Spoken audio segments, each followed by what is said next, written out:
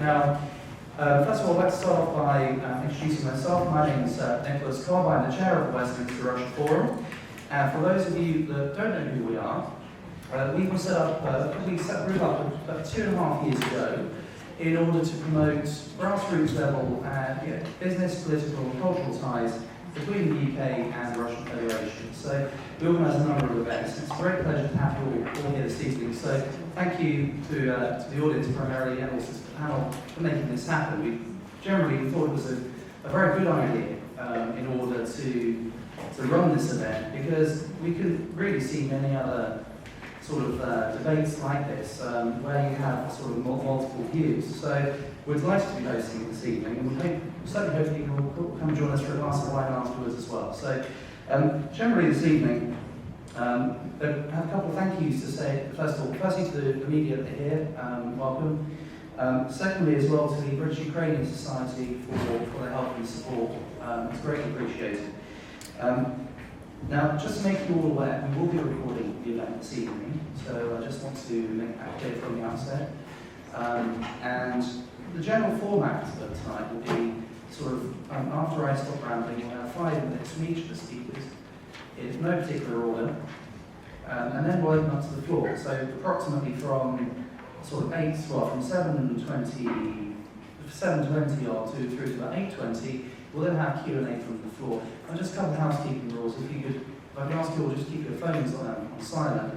And also, when we come to the Q&A, given the nature of the debate as well, I'd like to make sure this is an entirely respectful debate. So, and in addition as well, in terms of questions and answers as well, if you could try and keep your questions to as short as possible, so we can have as many of you answer. If you don't, however, have your questions answered this evening, there's a notepad and a pen with my 2 colleagues by the door there. So if you don't have your question answered, please make a note, and I can try and sort it out afterwards for you. So without much further ado, I would like to welcome our panel here this evening.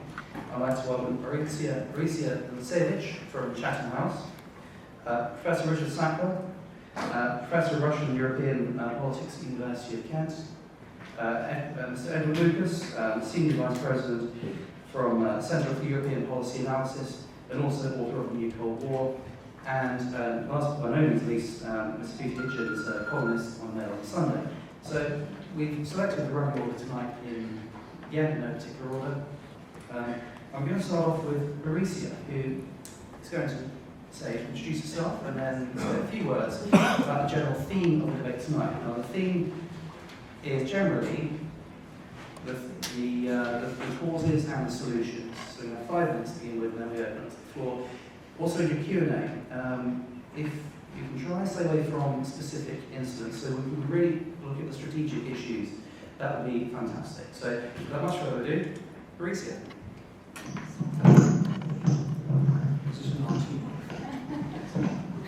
Maybe it's Fox News.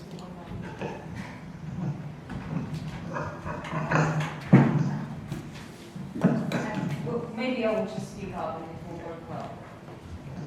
Thank you so much, Em, and thank you so much, Russia Westminster Forum, for inviting me. I'm first time not here. Switch seats. Is that working now? Yeah. Okay, excellent. Thank you, Mr. Chairman. Welcome. It's for the first time that I am invited to join the forum. I think it's an interesting platform to discuss a lot of views, because I would imagine that something that is known in social science as the boundary judgment, where we are coming to the table to discuss our positions from a certain point of concern. And these concerns are shaped from where we come from. It's a collection of facts and values that shape our concern. I'm from Ukraine originally. I lived all my life and worked until now in Ukraine, but also in 3 other countries, in the United States and in Georgia. So I also have a little bit of a regional perspective that I bring to the table. And I'm sure today we'll hear the pro-Putin or pro-Kremlin concern, which is based on the concern that Russia basically would like to behave like the United States, would like to maintain the sphere of influence in the post-Soviet region, and Putin pretty much would like to shatter what he believes is the unipolar domination of the United States, and he's doing it by the means of bullying his neighbors. But as I said, this is not my concern. My concern is Ukraine, and from the Ukrainian point of view, what is happening in my country and what is happening for the same matter in the center of Europe is a grave violation of security. And that violation happened when Crimean Peninsula was annexed and became part of Russian Federation. And the violation continued when Russian special troops and unidentified rebels, pro-Russian rebels, were taking over administrative buildings in the sovereign country of Ukraine. This resulted actually in 2 million of displaced people that had to flee both in the Russian Federation, but most of them actually in the southern part of Ukraine, but also some in the west. And that also included a lot of Crimean Tatars who had to flee from their indigenous lands. And it resulted in the 20% GDP of Ukraine in the east being outside of control of authorities in Kyiv.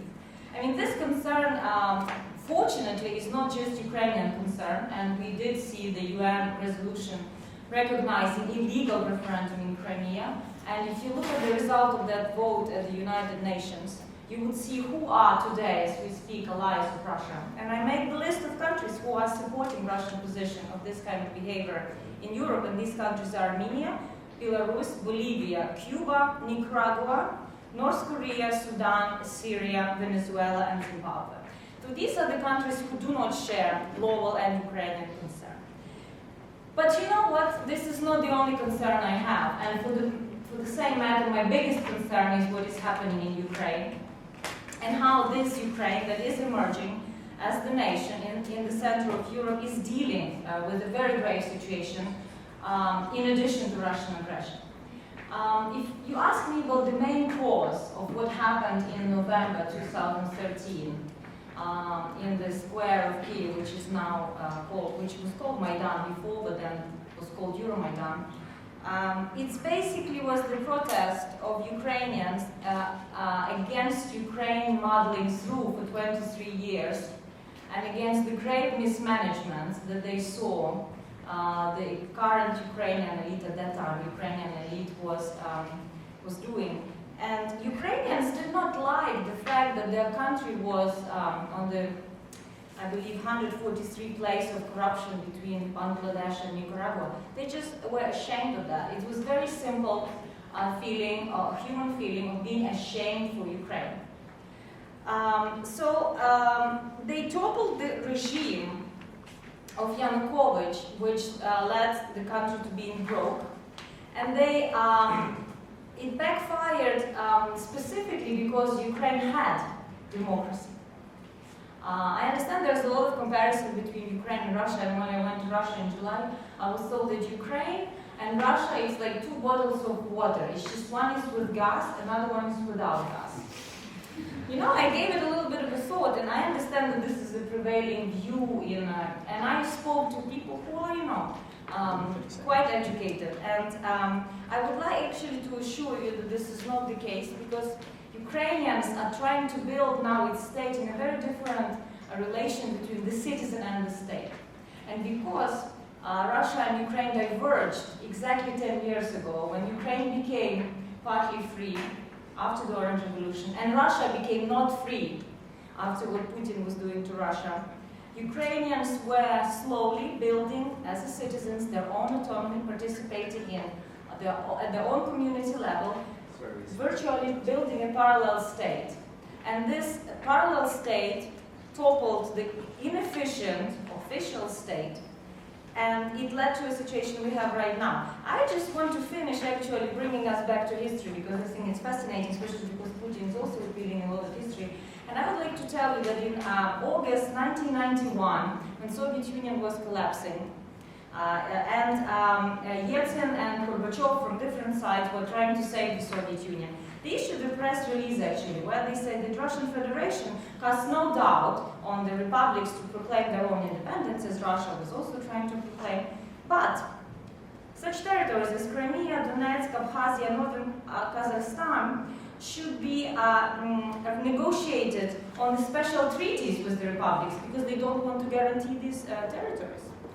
And of course, at that time, when the special delegation was dispatched to Kiev, Kravchuk, at that time the president of Ukraine, completely disagreed with that. He said basically that we can only talk about economic cooperation, but this country will remain independent, and this was the start of the real collapse of the Union.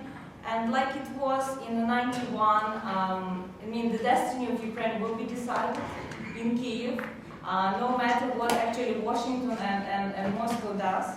And I think that we will see this nation emerging because in a way history and the future is on the side of liberal and individual value and not autocracy that Putin is trying to recreate in the post-Soviet space. Thank you.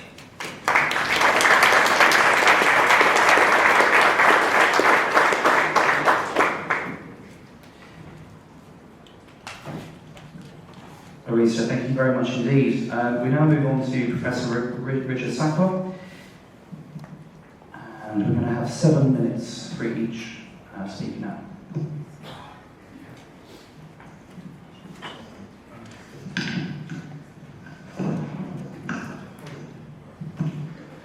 Thanks so much. This is my second time speaking with the Westminster Russia Forum, and I'm delighted to see so many people who've turned out, because obviously this is one of the biggest crises of our time. And in my allotted 7 minutes, I'm just going to give just a few bullet points, a few issues of how we got into this mess, which Marissa has already described in part. So the first point is that I would argue that we've had a 25 years crisis. That since 1991, none of the fundamental questions of European security and indeed of the arrangements between the post-Soviet states have been resolved. So 25 years have been almost, you could call, a fool's paradise, that we thought that the problem of the riddle of history had been solved. And quite clearly it had not. While indeed democracy, liberal human rights, international law are the motifs of these years, ultimately no fundamental settlement was achieved amongst all the parties, whether you like them or not. We're talking about Russia, we're talking about the various lands in between, however unpleasant it is to be in between, ultimately they are, just as Poland was in interwar years. So has been this crisis, all the expectations of 1989, 1991. This is, of course, this year the 70th anniversary of the Yalta Agreement. But it's also the anniversary of the Malta, the December 1989 Malta Agreement, which was the symbolic endpoint of that Yalta peace, which allowed the countries in between to regain full sovereignty, which was a great thing. But at the same time, it undermined the very principles of European order. And those principles were enshrined in Yalta, not only the United Nations system, which gave the Soviet Union a veto power in the United Nations Security Council, but also it entailed, in the very imperfect, but certainly entailed, a type of geopolitical and ideological pluralism on the European continent. This, in 1989, was to have been enshrined, if you remember, the anniversary of the Common European Home. Gorbachev, a year earlier at the Council of Europe, had talked about this. A fundamentally important moment. He'd also talked about humane and democratic socialism, which we talk about less, a little bit less nowadays, unfortunately. So this was the moment of Yalta, gave way to Malta, and in other words, it repudiated the very basis of order. And in the next 25 years, a lot of talk about how to establish a new system, Euro, whole and free, but ultimately none of the really fundamental questions were achieved. And one of those elements of this 25 years was obviously the security issue, NATO enlargement and so on. I'm not going to go into great detail about that, but simply to say that in the heart of this Cold War peace, there was a perpetuation of conflict, of war, and indeed the talk of war. That's why I've always said that the Cold War in some ways never ended, and we've had a cold peace. And this cold peace is not the term I've made up, it was Boris Yeltsin in December 1994, and many other successors. In fact, every single Russian leader ever since, sober or not, have been making the same point. That one way or another, Karaganov calls it, a Versailles peace. Now, you don't have to agree with these arguments, simply need to be aware that quite clearly there was a systemic issue, and the issues have not been resolved. So this, of course, has come to a head now. And it was almost as predictable as it was. Well, inevitable, nothing is inevitable. If we had been able to deal with this cold peace, then there was no need. Even today, there is fundamentally no substantive issue at root. I mean, we're talking about national sovereignty, we're talking about all sorts of issues, but it's precisely Russia which is trying to defend the Minsk II peace, which is precisely to maintain Ukraine within its present borders as a sovereign united country within these borders. The second thing which took place, of course, was this 25 years crisis of Ukrainian statehood. Again, I can't go into detail, but just to indicate, I've argued in the book and elsewhere, that there's at least two models of Ukrainian statehood, a pluralistic one, and this would have allowed the Donbass and, of course, Odessa and, of course, even Ukraine to live happily within these borders. But this crisis of statehood and the definition of nationhood came to a boil over these last few years. In fact, the last 10 years have been quite clearly a process of polarization, which then burst out in the Maidan. Absolutely rightly, Maidan from November 2013 was a revolution for dignity, against corruption, for good governance, all sorts of positive things.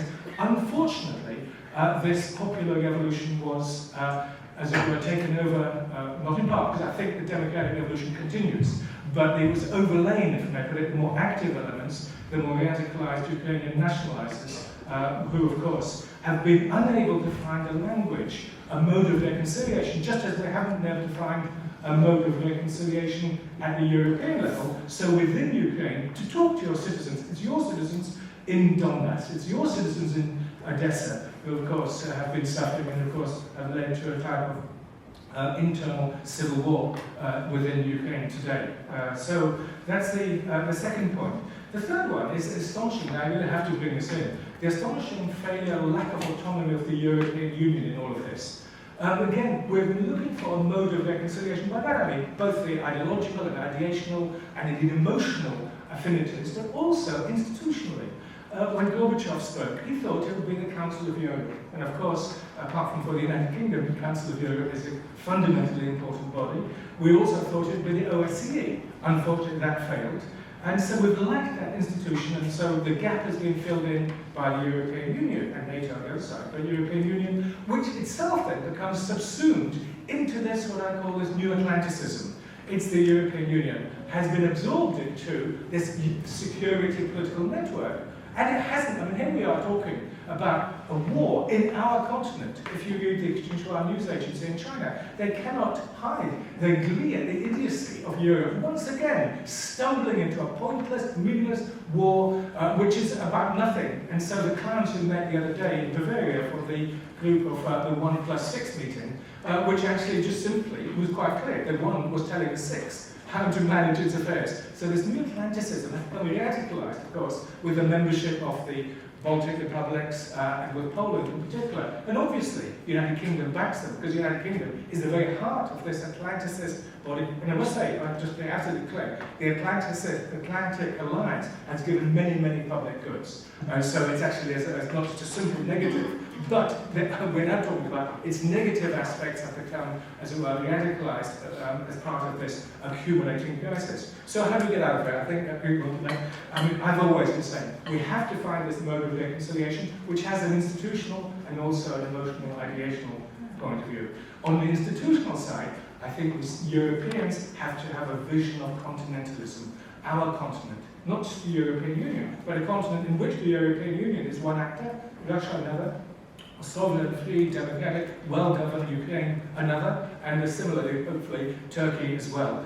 And we have to find an institutional form, and that's the idea which we all talk about, and I've been talking about for years, create a Europe, a vision of continentalism, friends with the United States, but not subordinate to it.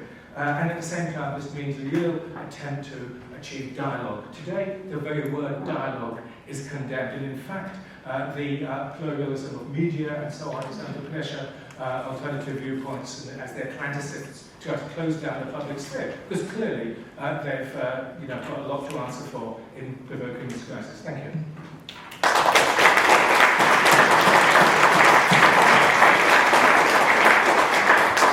Richard, thank you very much. And now I'd like to hand over to Mr. Edward Lucas.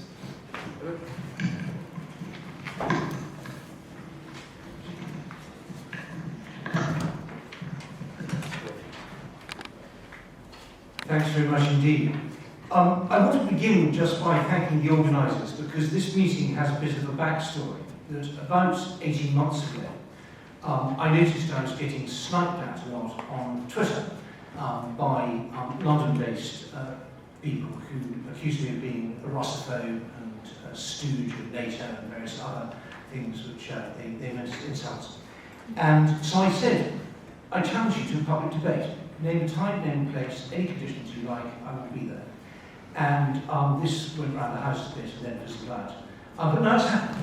So thanks very much indeed to the organisers for putting it on. I want to say I have absolutely no responsibility for anything that's being organised in this room. It's not my idea to have RT here. I've never willingly appeared on RT for some time. It wasn't my idea to charge for admission, but as I understand it, the money's going for wine, which we're going to drink later rather than going to the Ukrainian coffers.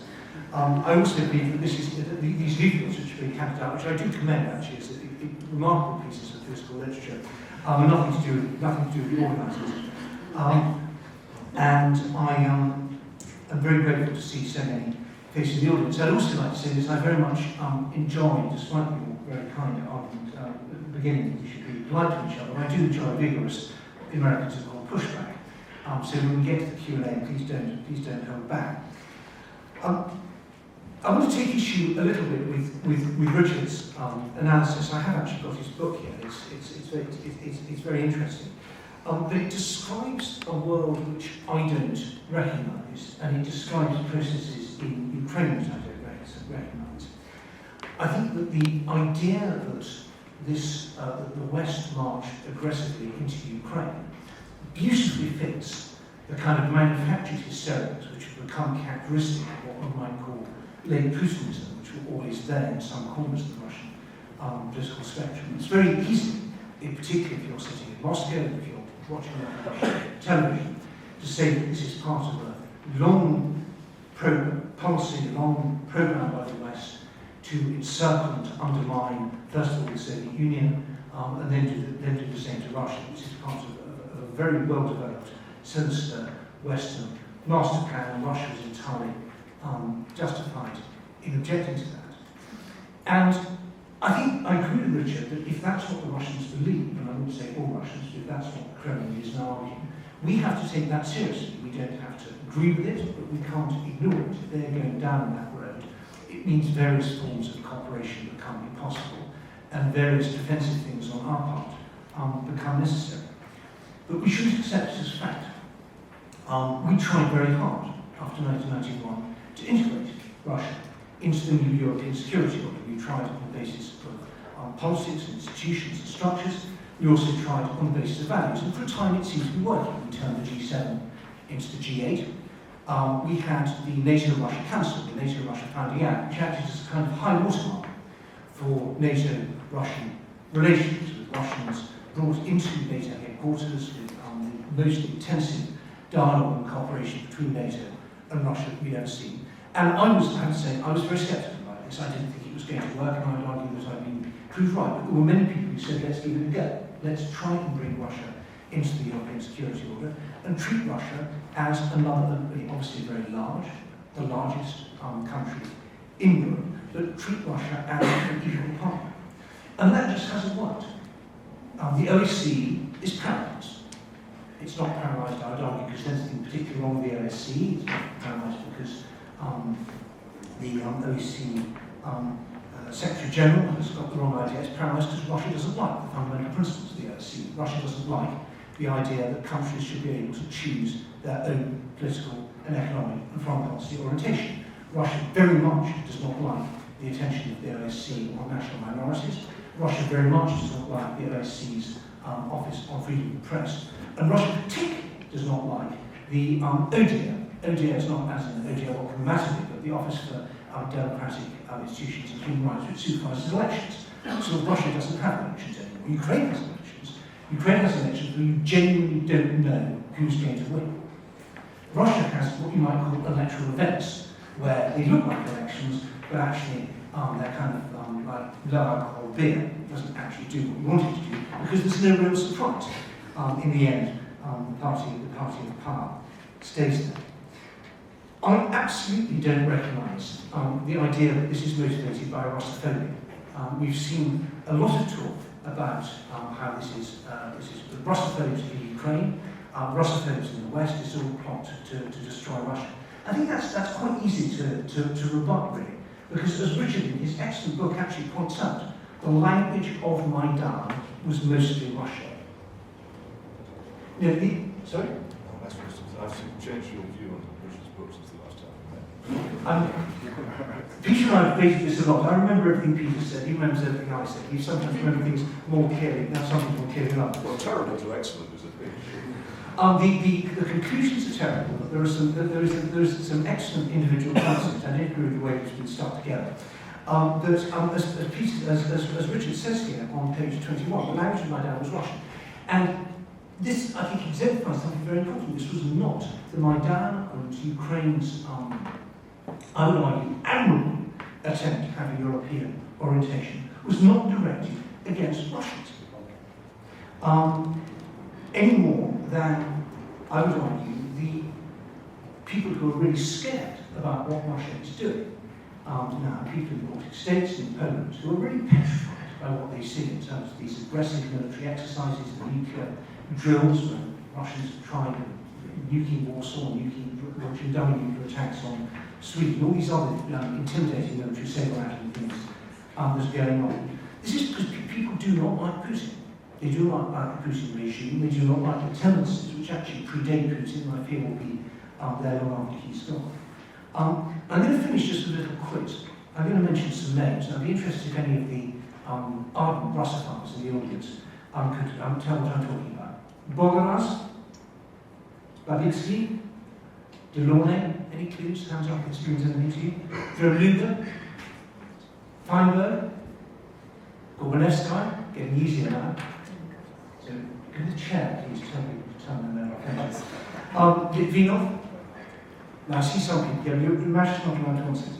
This is what Russia's really about. These are the people who demonstrated on Red Square with suicidal bravery. They knew they were facing a psychiatric hospital, losing their jobs, maybe having their children forcibly adopted.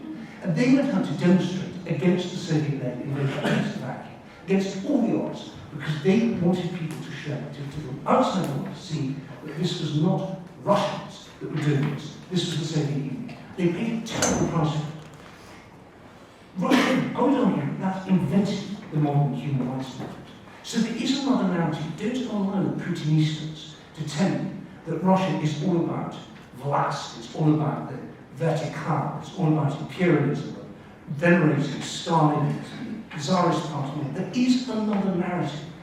So it starts with the Decembrists, maybe 1863, maybe Herzen, who lived here in London, with poets such as Mandelstam and Akhmatova, and these brave people who say the distance. So there is another narrative. Don't allow the Putinists to hijack that noble cause of Russia and put it in the service of their authoritarian, xenophobic, deeply corrupt crony-capitalism. Thank you.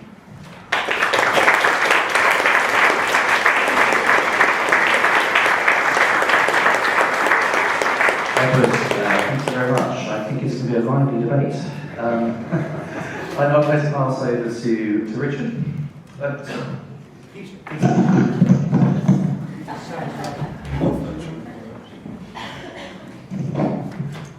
so much. I think some of you know we were originally supposed to convene in a barge. This was actually cancelled not because the barge was too small, because of the fear of FSD frogmen drilling holes while we discussed it. Or maybe it was Ukrainian frogmen, I'm not sure, but there was certainly some worry that we might sink before it's over. That will not happen this evening. I'd like you to see if you can recognize the following historical picture. A country recently freed from an imperial yoke.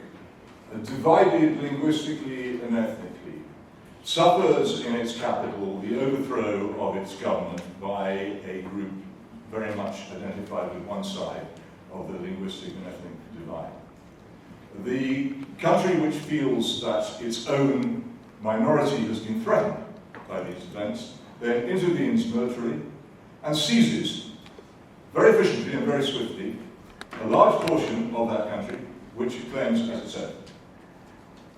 You recognize the scenario? Cyprus. Cyprus, 1974. The country taking over the area militarily, Turkey, still there, NATO member, almost forgotten, very few protests. The whole thing was subject to an interminable European Union negotiation, which may end soon after doomsday or around about the time that the Middle East peace is secured. The reason I mention this is because we are, it seems to me, ludicrously over-emotional about this particular crisis. We try to force it, as indeed all journalists and all politicians try to force all crises in the modern world, into the model of Munich and the Second World War. In this model, your opponent is always Hitler, and you are always Winston Churchill. And this is very convenient for you, but it is actually rather stupid because very, very few political or economic or diplomatic circumstances have any resemblance whatsoever to the crisis of Europe of 1938, 1939, and 1940. This one certainly does not. And it is absurd to do so. If you're asking for a solution to this, I don't believe there's necessarily a solution, but what I would very much ask is if people would simply apply two things, arithmetic and reason. Now, it's very easy, and this is particularly a problem for Americans and indeed for myself and my countrymen.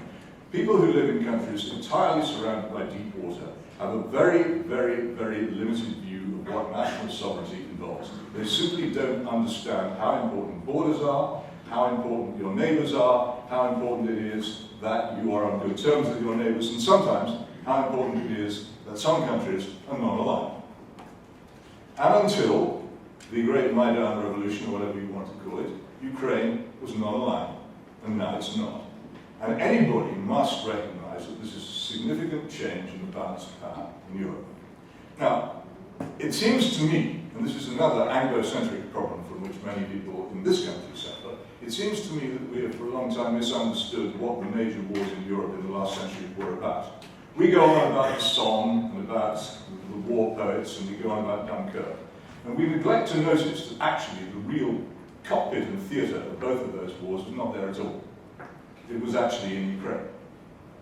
And this is why it is so incredibly dangerous to be so ignorant and to be so over-emotional about this subject.